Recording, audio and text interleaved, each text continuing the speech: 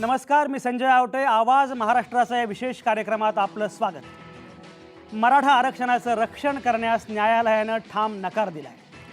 हे आरक्षण घटनाबाह्य आहे असं न्यायालयानं सांगितलं आहे. मराठा आरक्षणाचं राजकारण करता येत नाही हे लोकांच्या न्यायालयात नुकतं सिद्ध झालं होतंच.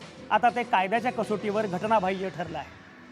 सरकारी नोकऱ्या आणि शिक्षण यात मराठा समाजाला 16% आरक्षण देण्याच्या निर्णयाला उच्च न्यायालयानं आज हंगामी स्थगिती दिली. न्यायालयानं ही स्थगिती दिल्यानं नारायण राणे यांना आणखी एक धक्का बसला आहे. मागासवर्गीयांसाठीच्या आरक्षणाचं प्रमाण 50%पेक्षा अधिक असता कामा नये असं सर्वोच्च न्यायालयानं यापूर्वी म्हटलं होतं. आज न्यायालयानं जो निकाल दिला आहे त्यात हाच हवाला दिला आहे. मराठा समाज मागास नाही तर तो प्रगत आणि प्रभावशाली आहे असंही न्यायालयानं म्हटलं आहे. हे खरं असेल तर आघाडी सरकारनं या संदर्भातल्या कायदेशीर बाबी तपासल्या नाहीत का असा मुद्दा पुढे येतो. राणे समितीनं केलेला अहवाल ही बनवाबनवी होती का? निवडणुकीच्या तोंडावर एक मोठी वोट बँक हाती लागावी म्हणून केलेली ती खेळी होती का? कोर्टाच्या निर्णयावर भाष्य करायचं नाही असं म्हणत नारायण राणेंनी चेंडू नव्या सरकारच्या कोर्टात टोलवला आहे. बाजू मांडण्यात सरकार कमी पडलं असं राणे म्हणतायत. तिकडं मुख्यमंत्री मात्र या अहवालातच त्रुटी आहेत असं म्हणत आहेत. मुद्दा केवळ तेवढाच नाही, आरक्षणाचं होणारं राजकारण हाही गंभीर विषय आहे. आता मराठा आरक्षणाचं काय होणार? मराठा आरक्षणाच्या बाजूनं आहे असं मुख्यमंत्री देवेंद्र फडणवीस यांनी म्हटलं आहे.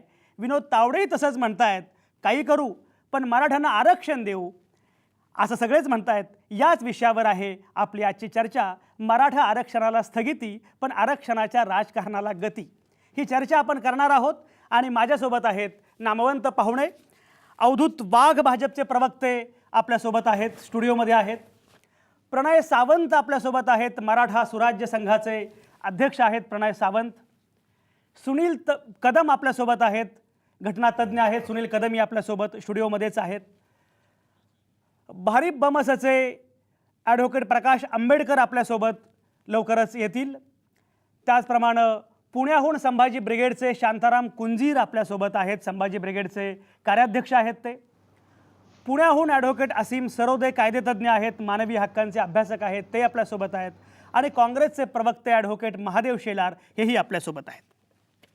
हे सगळेजण आपल्यासोबत आहेत आणि या नामवंत पाहुण्यांसोबत आपण सुरू करणार आहोत आजची चर्चा.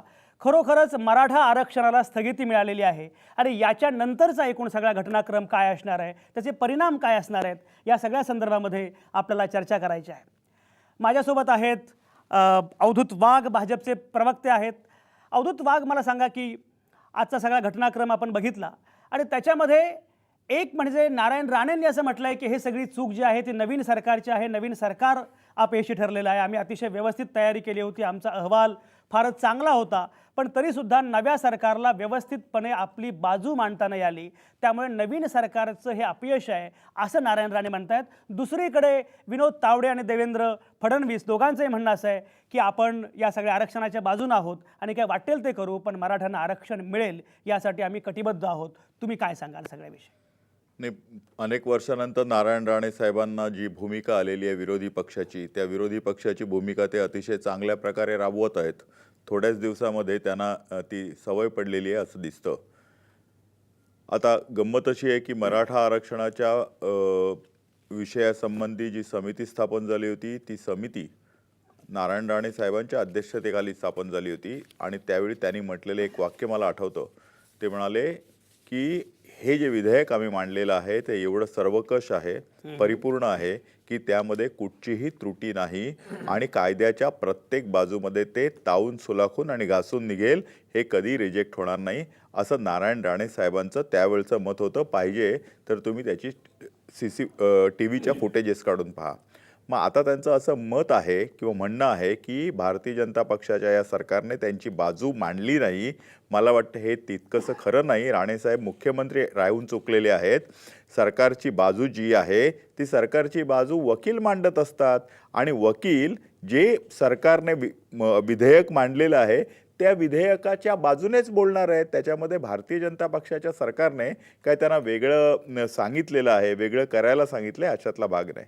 भारतीय जनता पक्षाची भूमिका क्लिअर आहे आणि त्यावेळी सुद्धा या विधेयकाला आम्ही पाठिंबा दिला होता. आम्ही पाठिंबा दिला होता. त्याचबरोबर आम्ही असं विधिमंडळात सांगितलं होतं की याच्यामध्ये काही त्रुटी जर असतील तर त्याला हे सरकार जबाबदार असेल. आम्ही त्यावेळी जे म्हटलं होतं ते सिद्ध झालेलं आहे. अवधूत वाघ, तुम्हाला असं वाटतं का की याच्यामध्ये काही त्रुटी आहेत खरोखर? नक्कीच, म्हणूनच ते माननीय हायकोर्टाने त्याला हंगामी स्थगिती दिली आहे. आपल्या सर्वांचं नशीब असं की ही स्थगिती जरी असली तरी ती हंगामी आहे, टेम्पररी आहे. आम्हाला निश्चितच आशा आहे की हंगामी स्थगिती काही दिवसामध्ये निघून जाईल आणि नागपूरच्या अधिवेशनाच्या वेळी आम्ही ह्याच्यामध्ये जर काही त्रुटी असतील तर सर्व स्टेक होल्डर्स आहेत त्यांना एकत्र करून त्यांची मतं अगदी अगदी या ॲडव्होकेट त्रुटी महादेव काढण्याचा शेलार आम्ही आपल्यासोबत प्रयत्न आहेत, करू. काँग्रेसचे प्रवक्ते आहेत. आता बघितलं की आपण अवधूत वाघ असं म्हणतायत की खरं म्हणजे याच्यात खूप त्रुटी आहेत या अहवालामध्ये आणि त्याच्यामुळेच हे झालेलं आहे. नारायण राणे समितीचा अहवाल जो आहे त्याच्यामध्ये अनेक त्रुटी आहेत. ॲडव्होकेट महादेव शेलार, तुम्ही कायद्याचे विद्यार्थी आहात, कायद्याचे अभ्यासक आहात. मला एक सांगा, तुम्हाला फक्त एक मुद्दा मी सांगतो. आपण जर असं बघितलं की नारायण राणे समितीच्या अहवालामध्ये मराठा लोकसंख्या ही 32% आहे असं दाखवलं गेलेलं आहे आणि प्रत्यक्षात 2009चा महाराष्ट्र लँड अँड पीपल असा सरकारी अहवाल आहे. त्या सरकारी अहवालामध्ये असं म्हटलंय त्या सर्वेक्षणामध्ये की मराठ्यांची आकडेवारी 16% आहे. 2009मध्ये ही आकडेवारी 16% असते आणि 2013मध्ये मात्र ती 32% होते. 4 वर्षात एवढी दुप्पट लोकसंख्या मराठ्यांची कशी वाढते? या सगळ्या एकूण अहवालामध्ये अनेक त्रुटी आहेत असं आता समोर येत आहे. तुम्ही काय सांगाल ॲडव्होकेट महादेव शेलार? कुठल्या त्रुटी आहेत, कशामुळे राहिल्या या त्रुटी? मुळात आमचे नेते, माजी मुख्यमंत्री, आता आमचे माजी उद्योगमंत्री नारायण राणे हे तळागाळातून समाजाच्या प्रक्रियेतून आलेले नेते आहेत. त्यांच्या पाठीमागची त्यांची भावना जी आहे की जे मराठा समाज हा एक सबळ आणि फार श्रीमंत असं समजतात, ते तसं नाही आहे. ते समोर आणण्यासाठी त्यांनी मॅक्झिमम कुटुंबाचा सर्वेक्षण केलं आणि तशा पद्धतीने ते त्यांनी अहवाल सादर केलेला आहे.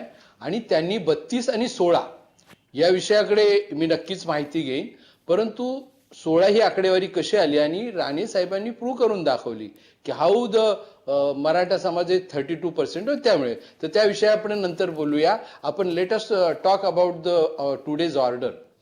ही सुनावणी 18 सप्टेंबरला chief justice of the high court यांच्या समोर झाली आणि त्या दिवशी ही क्लोज फॉर ऑर्डर म्हणून जी पहिली इंटेरियम अथवा ॲड इंटेरियम जो मजली असते त्यासाठी ती क्लोज केलेली आहे. आणि आज ती ऑर्डर जी प्रोक्लेम केली त्याच्यामध्ये त्यांनी असं म्हटलेलं आहे की मराठा जे आरक्षण 16% आहे त्याला स्टे दिलाय, म्हणजे ऑपरेशनला स्टे दिलाय. दुसरी जे 5% मुस्लिमांच्या नोकरीमध्ये जे आरक्षण आहे त्यालाही स्टे दिलाय. मात्र शैक्षणिक संस्थांमधल्या त्याच्या आरक्षणाला त्यांनी कंटिन्यू केली. आणि याच्यानंतर याची फायनल सुनावणी जी आहे ती सुनावणी होणार आहे 5 जानेवारी 2014 रोजी आणि त्यानंतर ते आपल्या सगळ्या समोर येणार आहे. आणि त्यावेळेला काय त्रुटी आहेत, कशा पद्धतीची त्रुटी, इट्स म्हणजे रिलीफ, तात्पुरते रिलीफ जे याचिकाकर्ते होते त्यांच्यासाठी कोर्टाने दिलेली ती तात्पुरती रिलीफ आहे. याचा अर्थ it's not the final order. Afterwards it will be hearing finally on 5th is the date, 5 जानेवारी. आणि त्यानंतर त्यावेळेला आणि आता प्रश्न येतो की सरकारने याबाबत जे आमच्या सरकारने आमच्या बाजूने जी भूमिका केली तोच रोल सरकार म्हणून ज्यावेळेला पृथ्वीराज चव्हाणांनी त्या तत्कालीन मुख्यमंत्री म्हणून केली, आत्ताचे देवेंद्र फडणवीस यांनी हा करायला पाहिजे. अर्थात त्याचंही यांचं मंत्रिमंडळ लिगलवरती कॉन्स्टिट्युशनलवरती आहे का हा भाग वेगळा, परंतु ती त्यांची भूमिका आहे. आणि जर they are in favour of the Maratha आरक्षण तर त्यांनी जोरदार तयारी करून शासनातर्फे ही बाजू येत्या 5 जानेवारीला मांडली पाहिजे.